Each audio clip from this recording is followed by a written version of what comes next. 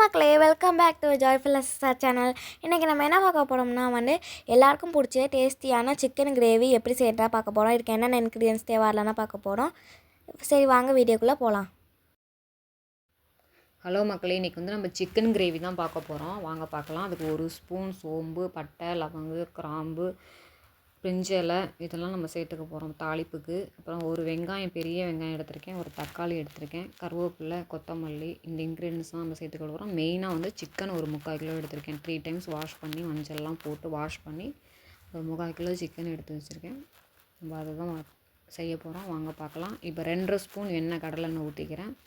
இப்போ 1 ஸ்பூன் சோம்பு, பட்டை, லவங்கம், கிராம்பு, பிரிஞ்சலை இது எல்லாமே நம்ம தாளிப்புக்கு போட்டுக்கிறோம். நான்வெஜ்ஜுக்குன்னா அது போடுவோம், அது மாதிரி போட்டுக்கிறோம்.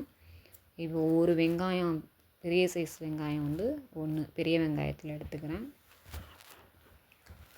அதை போட்டு நல்லா உங்களுக்கு ஓரளவுக்கு கலர் சேஞ்சிங் வர வரைக்கும் நம்ம வதக்கிக்கணும். அந்த ப்ரௌன் கலர் வர வரைக்கும். அதுக்கப்புறம் கருவேப்பிலை ஆட் பண்ணிக்கிறேன். நல்லா வதங்கட்டும். இப்போ 2 பச்சை மிளகாய் போட்டுக்கிறேன். இப்போ கிரேவி தான் நம்ம வைக்க போகிறோம், அதனால தான் நான் வெங்காயம் தக்காளியும் கூடுதலாகவே சேர்த்துக்கிறேன். இப்போ 2 ஸ்பூன் இஞ்சி பூண்டு பேஸ்ட்டு போட்டுக்கிறேன்.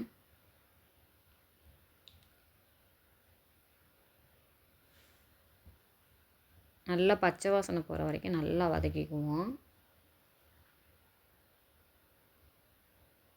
நல்லா வதங்கி வரட்டும்.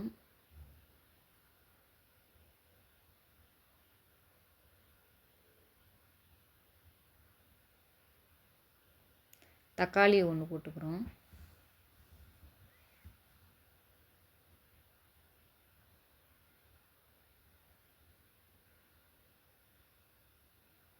நல்லா வதங்கி வரட்டும் தக்காளியும் வெங்காயமும்.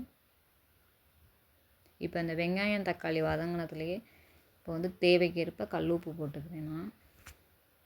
அப்போ தான் இன்னும் கொஞ்சம் வதங்கி நல்லா உங்களுக்கு வதங்கி கொடுக்கும் நல்லா. இப்போ இந்த ஸ்டேஜ் வரும்போது நம்ம என்ன பண்ணோன்னா சிக்கன் ஒரு 3/4 கிலோ சிக்கன் எடுத்திருக்கேன். லெக் பீஸ் முழுசாகவே தான் இருக்குது. அதனால் நான் அப்படியே தான் போடுறேன். ஏன்னா பாப்பாவுக்கு அது பிடிக்கும் லெக் பீஸ் முழுசாக இருந்தால், அதனால் நான் முழுசாகவே தான் போடுறேன் லெக் பீஸு. இப்போ நல்லா நம்ம மிக்ஸ் பண்ணிக்கணும்.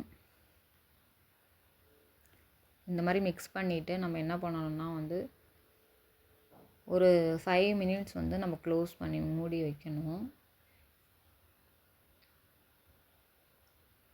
அந்த வெங்காயம் தக்காளியிலே உங்களுக்கு நல்லா வதங்கி ஒரு 5 மினிட்ஸாவது இருக்கணும். இப்போ 1/4 டீஸ்பூன் மஞ்சள்தூள் போட்டேன்.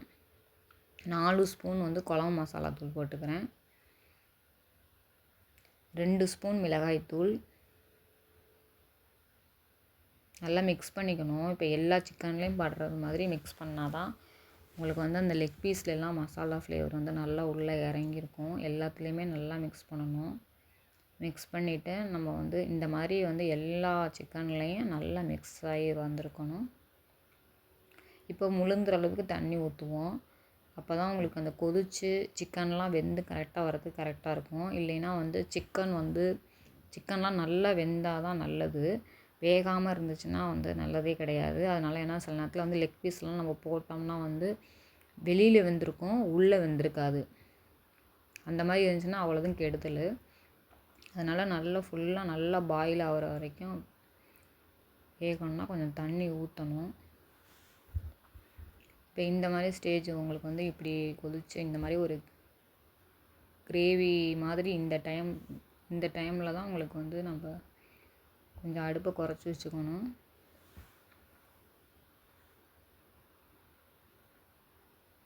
சூப்பராக ரெடி ஆகிடுச்சு நம்ம கிரேவி. ஓகே மக்களே, இப்போ இந்த ஸ்டேஜ் வரும்போது நம்ம கொத்தமல்லி ஃபினிஷிங்காக போட்டுக்கிட வேண்டியதான். போட்டுட்டு அவ்வளோதான், உங்களுக்கு நம்ம கிரேவி ரெடி ஆகிடுச்சு. உங்களுக்கு இந்த வீடியோ பிடிச்சிருந்துச்சுன்னா லைக் பண்ணுங்கள், ஷேர் பண்ணுங்கள், சப்ஸ்கிரைப் பண்ணுங்கள். பாய் மக்களே.